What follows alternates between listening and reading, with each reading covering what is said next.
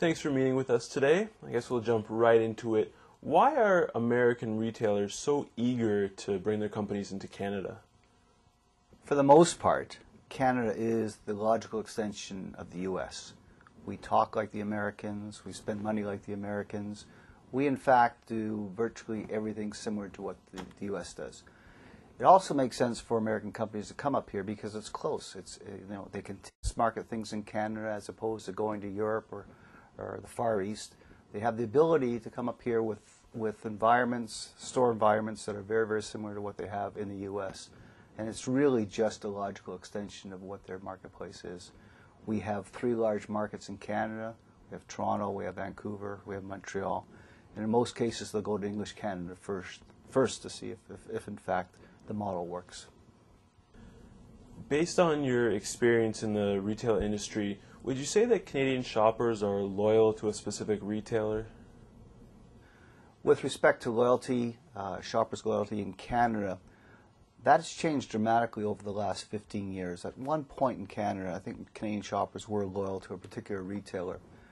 Given the fact that virtually every retailer in Canada now has a loyalty program, it's now quite fragmented in the sense of Canadian consumers. So at some point, customers were at one time were loyal. There's really no loyalty in Canada. People go to where the best deal is, where the best program is, whether it be Air Miles or whether it be some other programs, coupons, or etc. People go where they get the best deal, the best value for the money in Canada these days. Mr. Davidson, in the past we've seen a number of established Canadian retailers fail. What could the government have done to stop this from happening? Well, I think it is true. Over the last 15 or 20 years in Canada, a number of well-known Canadian retailers have not been able to competitively keep up to what's going on in the marketplace. But in reality, it's a free market, and customers have the choice in Canada of where to shop, and there's always a reason why they shop in those particular environments. Government really cannot get involved in something like that. It is a free enterprise system. The fact that we have so many American companies coming up here and in some cases leading the marketplace with their presentation, with their model, I don't think says anything negative to the Canadian retailer. I think it just basically says that because of choice, Canadians will go to the particular retailer that has the best value. Give me an example of an American retailer who has come into Canada and impacted our economy. Well, I remember January of 1994. At that time, I was a vice president at Toys R Us. And in January of 1994, Walmart came in and purchased 126 stores at that time. And within 9 months, they were able to move those stores, which were dingy, old, antiquated stores, into really first-class environments.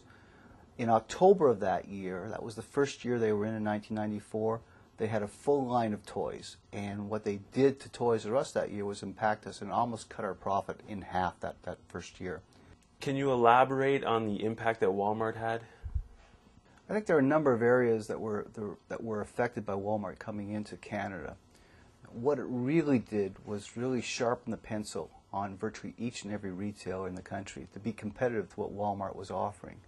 And what it did was impact margins. And those who survived are now working on margins and profitability that was probably less pre-1994. In addition to that, in smaller communities, Walmart has kind of shifted the shopping experience from a downtown community to the outskirts of town.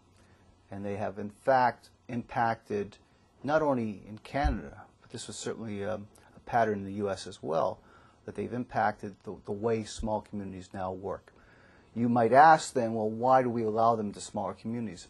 At the end of the day, local politicians are looking for a great tax base, and Walmart provides each and every community with a wonderful tax base. How do you see Canadian retailers faring in the future? I think what will happen is the strong will survive in Canada. I go back to the Canadian Tire example, where you have a company that was put under great pressure in 1994 and 1995 and worked with their dealers across the country, because Canadian Tire is coast to coast, really work with their dealers to make sure that they would first survive and then prosper in the communities that they are. There are over 400 Canadian Tires 450 Canadian Tires across Canada. So they have done extraordinarily well in that environment. And I think those who are focused, those who understand their customers' wants and needs, those who will probably work with less profit margin than they did before 1994, those are the ones who are going to survive. Those who are ahead in terms of the logistics, bringing their product to the stores, those who have modern, up-to-date technology, those will survive in this marketplace. But it will be tough. Mr. Davidson, thank you for sharing your thoughts with us today.